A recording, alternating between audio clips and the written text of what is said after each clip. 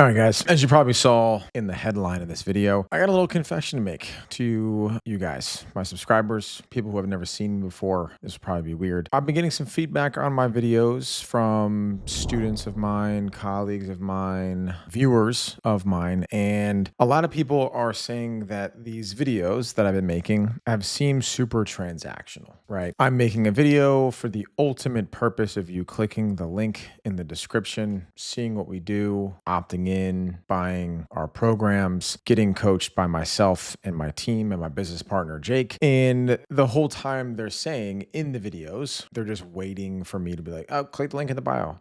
And I have been doing that, right, guys? Like the whole reason to create content from what I originally thought was it's a organic lead funnel. Right? If you make content, people see your content, they like the content, they'll click the button and they'll become a student of mine, a customer of mine, a paying individual. I mean, that is one focus of content. What I have come to realize, I haven't made a video in a little bit here. I've come to realize that this is not what I want this YouTube channel to be. I want this YouTube channel to be immensely valuable for anyone who is looking to get into sales, who is already in sales and is looking to learn new skills, learn new tactics, learn new tricks to become better at sales. Individuals who struggle with mindset. So, maybe you're in sales, maybe you're in business. Mindset principles, super valuable, have changed my life immensely, personally and financially and professionally. Those are the people that I'm trying to help. And I've been watching a lot of Myron Golden. Shout out to Myron Golden. He's amazing. If you don't know who Myron Golden is, get off of my video right now and go check out Myron Golden's. He's an absolute goat. I was actually at day one of his in-person event here in Tampa. And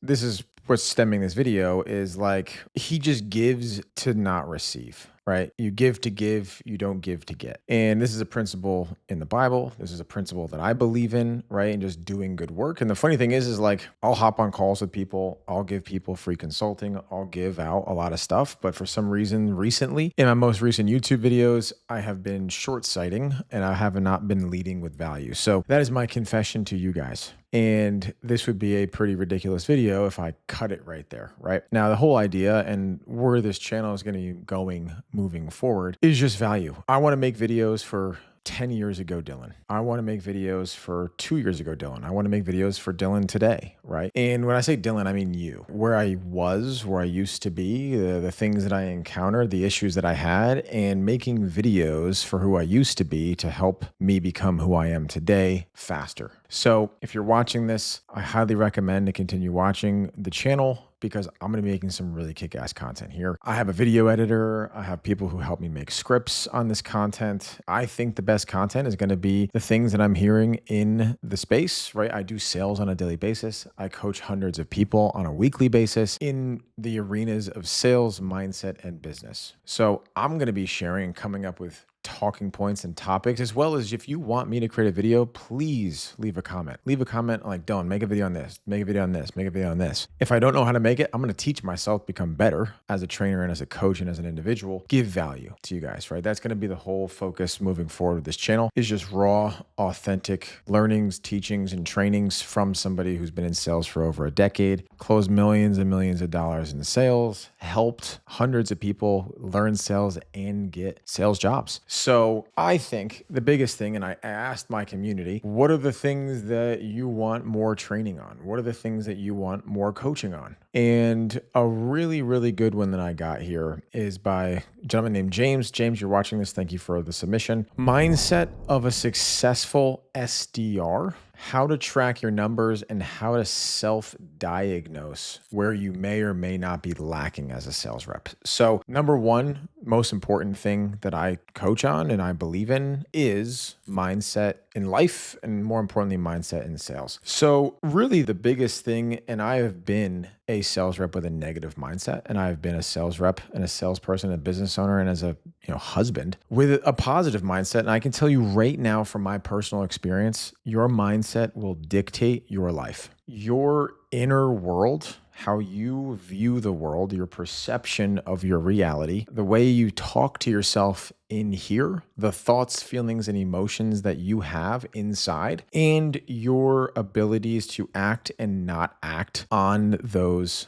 thoughts, feelings, and emotions will ultimately dictate your outer world, right? Your reality. What happens in here and in here manifests themselves into your outer world. Now, if you haven't explored mindset, I highly recommend one of my favorite books, will change your life. It's called The Happy Pocket Full of Money. I can link that below to Amazon. I think it's like, I don't know, 20 bucks for a soft cover. I've read that book more than any other book that I've ever read. Every time I read it, I get a new piece of gold from that book. It has changed your life. It talks about what you put energy towards, right, manifests itself through quantum physics, right? And I'm not going to get into quantum physics, nor am I equipped to talk about quantum physics, but I understand at a principle that everything is matter and all matter is energy. So the things that we put our energy towards will either create themselves in the way that they create themselves. Now, in sales, mindset is huge because so many things in sales are outside of your control. If someone ultimately closes, signs a contract, if someone books a meeting and shows a meeting, there's aspects to that are inside of your control, right? How many activities you do, how many calls you make, how many calls you take, the quality of those calls that you make and take, and the things that you do after the call occurs to increase the likelihood of the result that you're looking for, right? Whether that's a book showed call, whether that's a closed deal, whatever it is, right? There's things that we can do in our control, but ultimately at the end of the day, someone showing up to a call is in their own decision. Someone signing a contract is in their own decision. People let you down all the time. People are like, oh yeah, I'm going to show up to that call 100%. I got you. I'm going to show up. Cool. Guy gets flat tire, doesn't show up. Outside of your control at the end of the day. And when you attach your emotional well-being to something that is outside of your control, you're setting yourself up for failure. And understanding that in sales, you're going to have good days, you're going to have good weeks, months, years. And on the same side of things, you're always going to have down days, months, weeks, years. It is just the game. When you play a game at a high level, you can't win every single time, right? Nor would that be fun. Think about it like take Grand Theft Auto, right? Like, yeah, it's cool to use like the unlimited health, unlimited armor, invincibility cheat. Those aren't the most fun times playing that video game, right? Your most fun times is like running from the cops and like trying not to die, right? And lose your money. The game is more fun played when you have the ability to fail. When you're playing a game, when you don't fail, you get bored with it. Think about the things that you're really, really good at. And if you didn't continually improve in those, you lose interest in those things. So understanding that the downs actually support the ups in sales. But back to my point with your inner world creating your outer world. Now, if you are in a negative frame of mind or you're expecting the worst, you're going to get that, plain and simple. If you're about to make a cold call and while it's dialing, I'm essentially like, yeah, this guy's not going to pick up. Maybe he does pick up, maybe he doesn't, but more times than not, you're manifesting a negative result in sales, right? Like, no one's picked up the phone today. Why would this guy be any different? Or no one's been closing, or everyone said no. Like the next guy's going to say no. Or what I used to do, and everyone does this as closers, right? Is you see somebody, they fill out an application in their Calendly form, they put like a low amount of revenue and all the negative things, right? Yes, I get it. But at the same time, if you go into every sales interaction with a positive mindset, expecting the best, but not attaching your emotion to that happening. So what do I mean by that? It's kind of confusing. If you expect the best, but you're not going to get let down if it doesn't happen, that's where you want to live. Like I'm expecting the best of every situation. I'm expecting every call to show up. I'm expecting everyone to close. I'm expecting everyone to not have objections that I can't overcome. I'm expecting and planning for that. But if it doesn't happen, I'm okay with it as well. That's really going to be the zone of genius in sales. And sales is a game. Life is a game. Business is a game. It's a game that you don't ever win. Plain and simple, right? No one wins in sales. No one wins in life. No one wins in business. It's essentially the ability to play the game at a high level for the longest period of time will determine how successful and wealthy you are at the game. The people who make the most money in sales are the people who are in sales the longest. The people who have the most successful business are the people who are able to endure the game of business for the longest, weather the storm, get over the down months to get to the high months. And just being able to have the mindset that allows you to play the game at a high level for the longest period of time will make you the most successful sales rep. Point blank, period. Like I've seen a lot of good sales reps with a negative mindset burn out and just quit in sales. And having the mentality that you can't lose if you don't quit is key. Like, okay, I had my lowest month, but next month can be my best month. Why not? Who's to say it can't be your best month? Who's to say that tomorrow or today that you're watching this video can't be the day that you make the most amount of commissions that you've ever made in your entire life? Who is to say that that is not a reality? It is the same amount of effort mentally to have the best day in sales and business and life than it is to have the worst day in sales, business, and life. It takes the same amount of effort and resources in yourself to have the best day or the worst day. The thing that determines the best day or the worst day is you. It's your mindset. It's how you approach things. It goes down to what you eat. How much hours of sleep did you have? Did you get exercise in the morning? Did you fill your body? Are you full of good food and nutrients? Right? You're not eating garbage all day. You're not playing video games till 2 a.m. You're not drinking every weekend. That is not a conducive lifestyle to be successful in anything. It's just not. Maybe you can go on sprints where you get bad sleep or you party a lot, but it's not a sustainable lifestyle, and it's not the lifestyle that you're going to want to have if you're going to really, truly go all in on sales or business. You just need to start cultivating a positive mindset. And it's not something that you can just do overnight. It takes positive reinforcement. Think about it like a muscle. I saw a video on TikTok or something like that, and the guy was an entrepreneur, super successful, hundreds of millions of dollars in net worth. And essentially what he said is that he just treats it like a game, right? Like a basketball game, right? Or a hockey game. Everyone has positive and negative thoughts. No matter how long you practice this, obviously you can increase the amount of positive and decrease the amount of negative. But if you treat it like a point system, like, okay, I got a positive thought as a point or a negative thought as a point. At the end of the day, you just want to make sure the positive point counter is higher than the negative one. And the more that you reinforce thinking in the positive and not thinking in the negative, not thinking in terms of scarcity, but thinking in terms of abundance, that is what's going to make a successful salesperson. That maybe today's not my day, but tomorrow can be. Or maybe this week wasn't my week, but next week can be. This month wasn't my best month, next month can be. Just stressing that so much. And the biggest first step is awareness. Really audit your thoughts, feelings, and emotions every day for a month. Right here in this.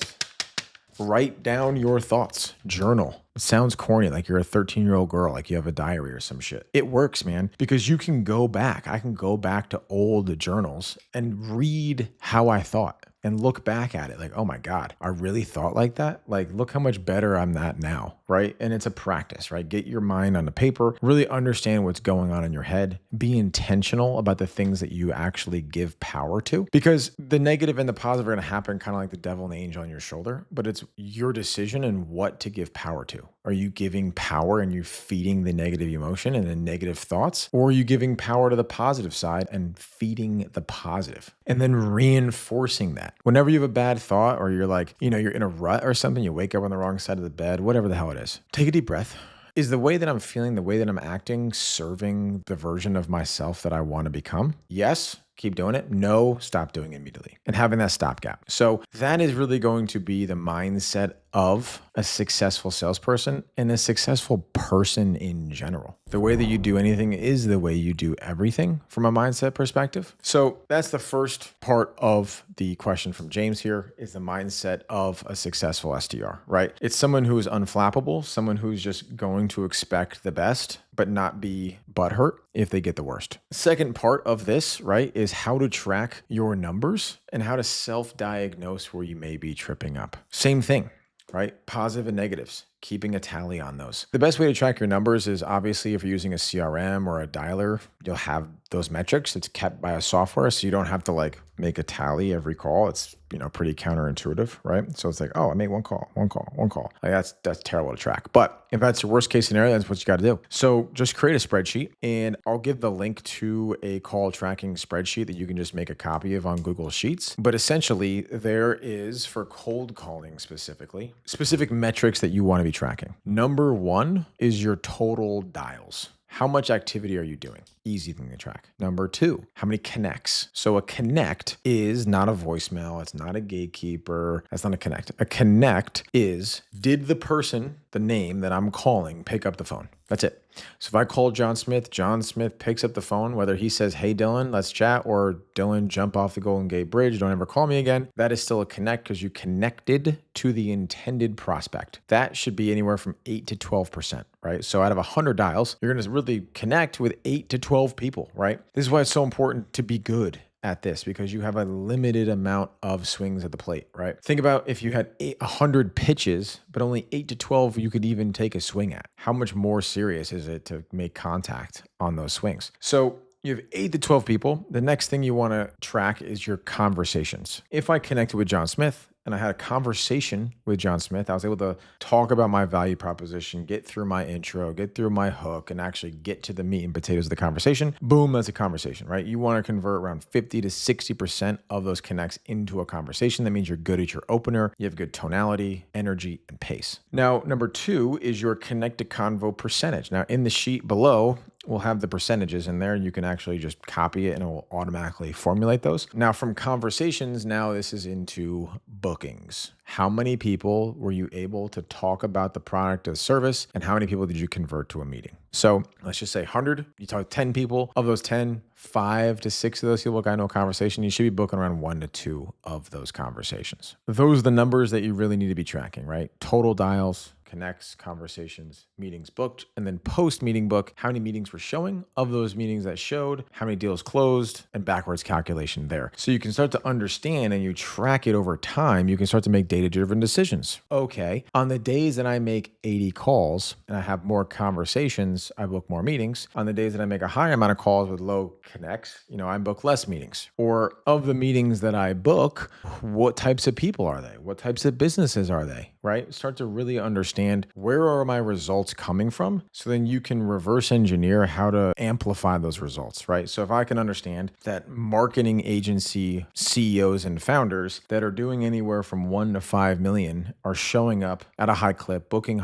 calls at a high clip, and closing at a high clip, then I should be focusing my cold call efforts to those people, right? Or if I'm calling a marketing manager of a Fortune 500 company and none of them show, stop calling them, right? Or do something differently in your process. Stop replicating bad results and start replicating good results. And that's going to be how you're going to be able to self-diagnose, right? So if you're having a lot of connects and not a lot of conversations, something's wrong with your opener, right? You're not getting the people interested enough to stay on the phone. Now, if you have a lot of conversations, but not a lot of meetings booked, you're not actually doing a proper needs analysis. You're not getting into the meat and potatoes. You're not getting into their pain points. You're not asking good discovery questions. You're not overcoming objections. So all of your calls should be recorded. If you're using a dialer or a CRM or any VoIP system, go back and listen to all of your conversations every week, right? Pick out 2 to 5 calls. Ask your manager to review them. If you're in a community like ours, send them in for review. Have other people objectively listen to your calls on top of you listening to yourself. Because if you've ever gone back and listened to your own cold calls, you're going to throw up, right? Like, oh my God, did I really stutter? Did I really say that? Did I say that many times? Like, oh my God. You're going to be your biggest critic. So this is essentially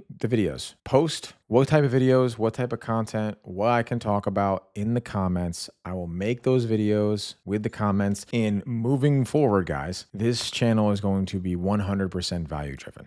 Now, of course, I'm a salesperson. I'm teaching you sales. Who would I be to not sell you at the end of the day, right? But only if you find value in these videos do I want you to join our program. The biggest, most important thing when you're choosing someone to train you and mentor you and coach you is to make sure that you resonate with their style of coaching. You resonate with the things and how they do things. Just because someone has a bunch of views or someone has a cool lifestyle doesn't mean that their coaching style is going to be effective on you guys. It's just not. Like, I'm somebody who needs live calls. I've invested in a bunch of mentorship and a bunch of courses. I can tell you right now, every course I've never finished. I'm not a course guy, right? Like, I need the live calls. I need to see people. I need to be able to ask my questions. I need to be able to be surrounded by people. So really understand, what is your learning style? Where are you going to get the most return on your investment? And then make sure the person that's coaching you is somebody that you trust, somebody you like, and you like their style. I mean, if you've been watching my videos and that's something that you resonate with, like 100%, book call my team, see if it makes sense. If it makes sense, fantastic. I get to help you out. If it doesn't make sense, no harm, no foul. I hope you get valuable from these videos. videos. But at the end of the day, I'm excited to continue to grow this channel. I'm excited to continue to provide value to you, the viewer. You are the one that matters. And I hope that this video was helpful, and